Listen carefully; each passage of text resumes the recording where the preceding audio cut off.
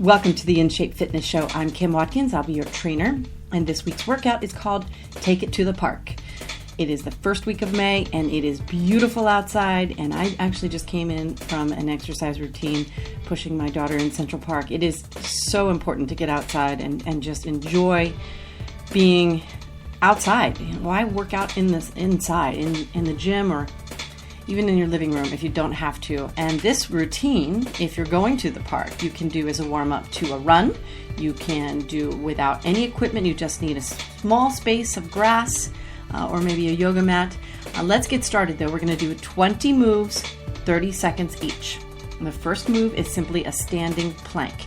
So that means you're going to stand up really tall and you're going to hopefully not have shoes on. I actually prefer even if you're in the grass, even in Central Park, you can find a spot of grass and slip off your shoes and socks and feel the grass in between your toes or on the sand. Maybe if you're out at the beach or if you're in your living room, obviously no shoes are needed there. So press into the floor or the ground with all four corners of each of your feet. And then as you work up your body, your toes and heels should be touching. Contract the muscles in your legs. Don't lock your knees, but really just focus on tree trunks as legs. Squeeze the muscles in your glutes and the pelvic region, those Kegel muscles. The Kegel exercise, is the pelvic floor muscle. So squeeze your hips, squeeze your tummy, make sure your shoulders are back, your chest is high, and breathe in through your nose and out through your mouth. 30 seconds. Time starts now. Press your palms together in front of your body. It's another good thing to do with your focus. Just focus on staring at one spot on the ground or maybe one beautiful flower nearby and think about how great it feels to just be able to get through this period of time. You're going to do a little bit of everything. We have some strength stuff, some jumping, we have some core work, a lot of flexibility work, and this is just a great thing to be able to not be in a gym. You don't have to have any weights. You don't have to be on a treadmill. You don't have to be on an elliptical. Okay, stay where you are with your lower body, but extend your arms out to the sides now and make circles with your arms. Doesn't matter which direction, we'll switch directions in about 15 seconds. Time starts now. Make the circles big and slow. No wet noodles for arms. Good. Now go ahead and switch directions. Keep those arms up there and they might start to fatigue pretty quickly. I know I do this exercise every single morning and after 30 seconds your arms are tired. Definitely, right? 3 more seconds. 2 and 1. Okay, now plant your feet double shoulder width apart. So you're going to take a big step out with your right leg or your left leg. Keep your toes straight. Toes and heels are straight. Clasp your hands over your head. Now, hinging at your hips, keep your back straight. Rotate your body down in a circle to the right and touch the floor or the ground with your fingertips, hopefully. Get that really good stretch in your lower back, then rotate up to the left.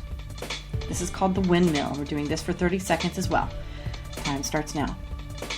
So just rotate to the right. And then once you get back up at the top, switch directions and rotate down to the left and up to the right. Very good. Keep breathing in through your nose and out through your mouth. Keep those tummy muscles contracted. It is a sort of cardinal rule with respect to functional fitness exercise that when you move your body in terms of strength work and this type of flexibility work, we're stretching out the lower back here, you really want to contract the tummy muscles in order to gain, to maintain stability and to gain power. Okay, now we're going to do some jumping jacks. I know, jumping.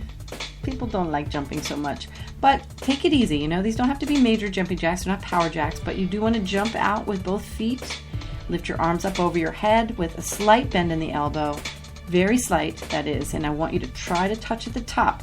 You really should be able to touch at the top. And then jump back. All right? 30 seconds. Time starts now. Very good. Wonderful. It was really great. I ran actually through the park all the way. I live at the top of Central Park. So if you are from New York City or you are familiar with Central Park, the northernmost section of perimeter of Central Park is 110th Street in Manhattan. And then I ran all the way down to the very bottom, which is 59th Street. You've got 5 more seconds in jumping jacks, by the way. And then ended up going down to 42nd Street to Times Square for a little sort of side trip with my 4-year-old daughter. Okay, let's do a plie squat. So keep your feet now that double shoulder width position where you've jumped out with your jumping jack, your last jumping jack. Your toes can turn out a little bit now, 45 degrees. And you're going to lower your body down into a plie squat by keeping your back straight, keeping the tummy muscles contracted, and then lowering the body straight down. Now, ultimately, you want your thighs to be parallel to the floor, but if you can't get there, it's not that big of a deal. The most important thing is that whenever you stop, you pause at the bottom. Your apex is that very important point where you switch directions, and then you squeeze your glutes and press your heels into the floor as you lift slowly. 30 seconds, time starts now. Your hands can be in front of your body, out to the sides for balance if you need, or you can put them on your hips.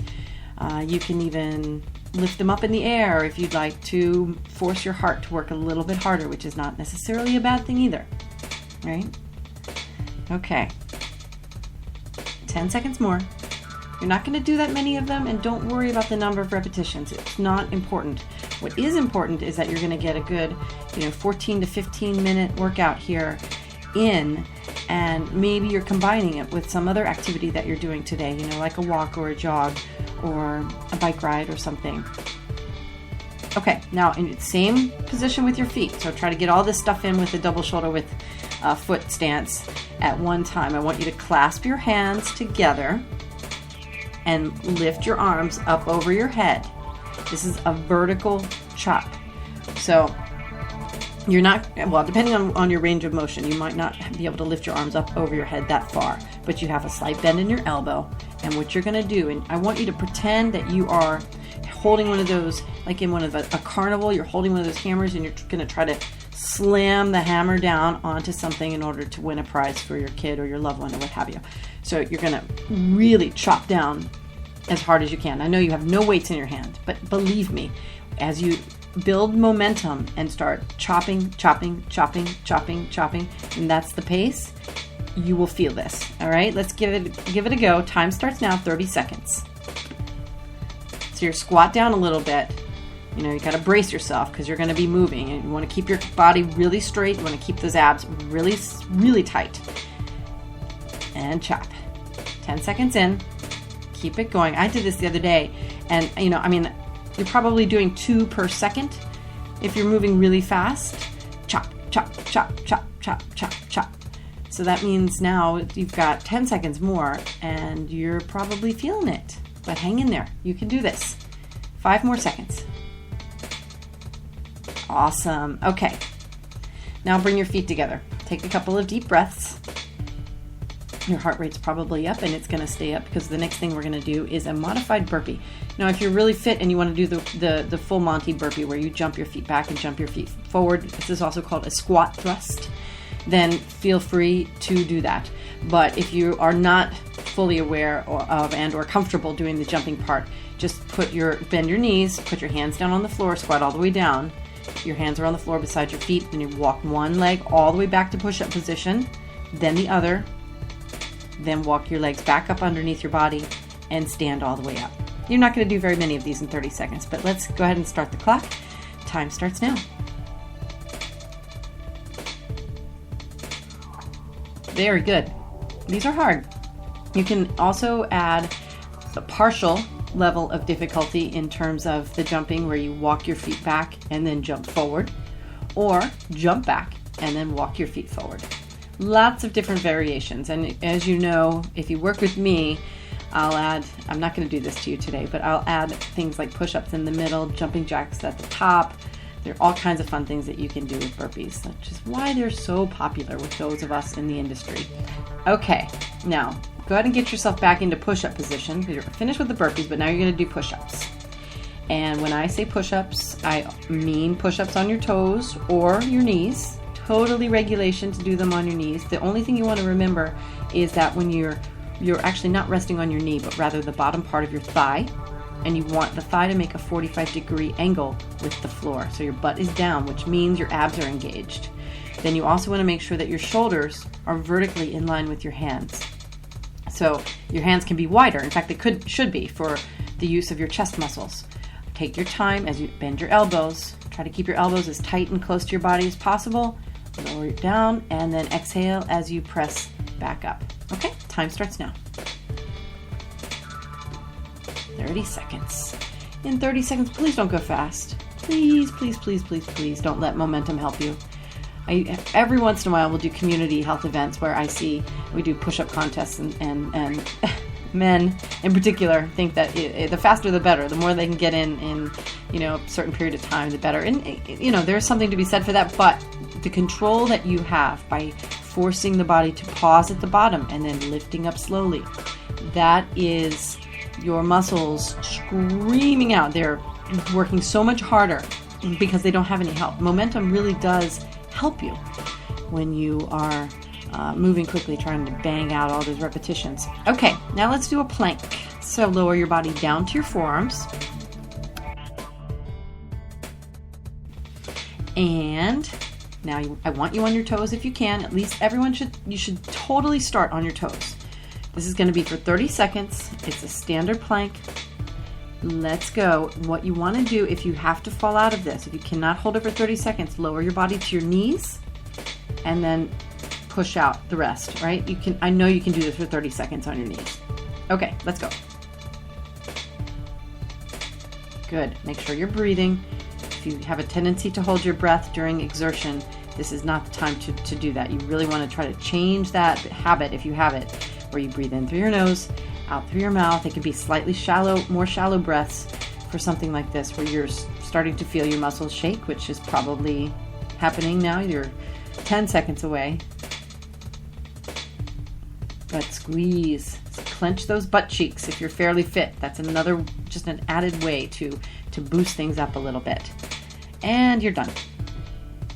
Okay, now we're gonna do something even harder. If you need to go back to the regular plank, that's fine. But I want you to go back into your plank. And then this time, you're going to alternate arms. You're going to lift your right arm and extend it straight forward beside your head with your palm facing the middle of your body. The bicep will be beside your ear. And then you bring the right arm back to the plank position and then do the same thing with the left. Very slowly. And once again, if you cannot maintain that movement within the plank, just go back to your plank. Okay? Time starts now. We call this a plank dog, by the way. One of my favorite new moves. Between this and then I have one that we do called a plank punch, where you actually punch with some force in the plank position. And those are both a lot of fun. They are quite challenging, but they're really good for you in terms of forcing that added level of isometric contraction that your body, your core has to deliver in order for you to move your arms while you're in the position. Okay, hang in there. I'm saying that a lot, but I know it's getting a little bit harder. We're going to finish up here with, finish on the ground with a couple of flexibility moves, and then we're going to stand up for a few final moves before I let you go. All right, 3 seconds. Very good. Now I want you on your hands and knees. We're going to do the same upper body movement with the bird dog position, or the bird dog move. And we're going to extend, when you extend the right arm forward, you extend the left leg straight back and point your toe. Okay? Then you alternate with the left arm and the right leg. Time starts now, 30 seconds. Very good. Almost finished. Just keep it up for a few more seconds. Then we're going to do a couple of cat camels to limber up the back a little bit more before we do one more move on the ground, which is an upside down crunch. And then I'm going to have you stand back up for a couple more moves before you head out to whatever your next activity is. Although I'm not keeping my promise about the time. It's going to end up being a little more like 18 minutes. Okay, now you're still on your hands and knees. Just curl your back like a scared cat. Drop your head like a bowling ball. Take a deep breath. A little bit of relaxation here. Coming up on 15 minutes. We've got 6 moves left. And then arch your back and lift your head and your chest. Good. One more time. Curl your back. Take a deep breath. Scared cat back, which means you're curling. You're trying to get your spine higher into the air by elongating it a little bit more each time. Sort of that accordion movement of the back is super beneficial. Okay, now neutralize yourself again. Flatten your back out. We're going to do the same thing where you extend your right arm out, your left leg goes back. Only this time we're going to just count to 12. You're going to bring your elbow to your knee, your right elbow to your left knee, underneath your body, an upside down crunch. All right, ready, set, it's 15 seconds, go. Keep breathing, keep the back straight, squeeze the elbow to the knee, really focus on squeezing, then stretching, then squeezing, then stretching, one more, and let's do the other side. Extend the left arm out and the right leg this time, and then bring the elbow to the knee again, 15 seconds. Go ahead. Last move on the ground. You're going to stand back up. It's one reason why I'm not actually having any crunches in this workout, regular sort of crunches where you're laying down, because if you're in the park, I don't want you to have to lay down on the grass without a yoga mat. But lots of people do that anyways, and I have been known to do that.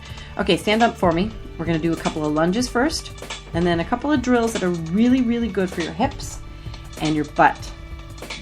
So hang with me for another couple minutes. I know this is taking a little bit longer, but take a big step out with your right leg now and bend both knees to 90 degrees. Then push off with that right foot, back to center, and then alternate. Take the big step with the left foot. All right, time starts now. It's 30 seconds for this forward lunge. I just whacked the microphone. Sorry about that. Okay. Good. You don't want the forward knee to go past the tips of the forward foot, the toes on the forward foot. All right, so be very careful with that. And be very careful that you don't collapse at your waist. You've got 12 seconds left. Couple more. Once again, don't worry about the repetitions. So not even important. Just focus. 5, 4, 3, 2, and 1. Okay, now you're going to do a toy soldier kick. So you're just going to, if you're real fit and you want to add an arm movement, I'll explain how to do that in 1 second, but you're just going to keep your legs straight and lift the leg, alternate your legs straight up, right? Lift up like a kick, like a toy soldier. And if you want to move around, move around. If you don't want to move around, don't move around. You can easily do this by standing still. But time starts now, 30 seconds. Keep the back straight. If you don't have very good hamstrings, very good flexibility in your hamstrings, you're probably not going to kick that high. But it's more important that you keep your leg straight than it is for you to get your leg up high. So focus on keeping your leg straight. You don't need to lock your knee, but really don't, with the bend. Once you bend the leg, your hamstring is flexing, which means it's not getting that stretch. And you need it. I believe me, I've seen enough hamstrings in my life to know. Okay, let's move on. Now we're going to do a high knee skip, which means you're going to lift, as you lift your right knee way up high above the hip level, you're going to do a little hop with the left foot. And then you alternate. Bring the left knee up and hop on the right foot. It's just a little skip. And again, you can be stationary or you can move. Go ahead though. Time starts now. One more move after this, and then we're going to just take a couple of deep breaths and do one stretch of the back, and you'll be out of here.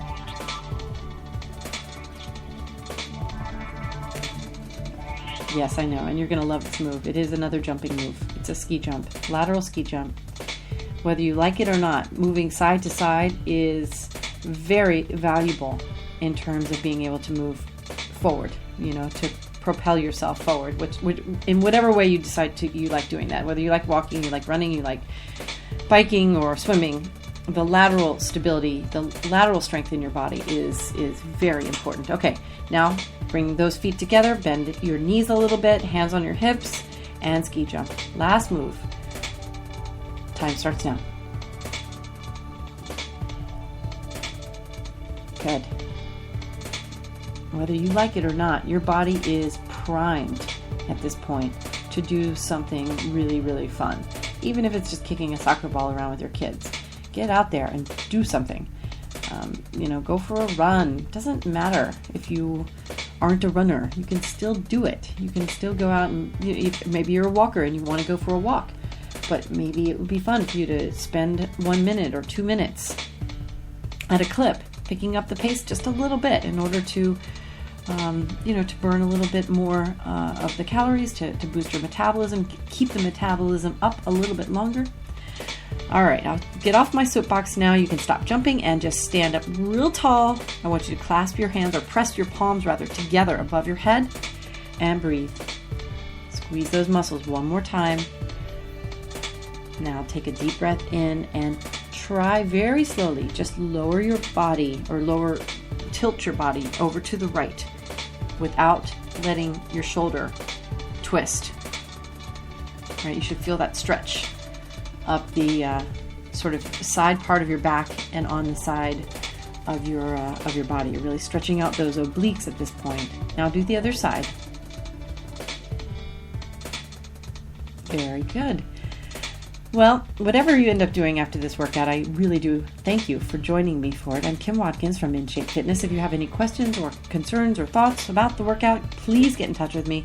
You can reach me via the website inshape-fitness.com, on Facebook or Twitter. And we'll be back next week with another new session. Have a great day.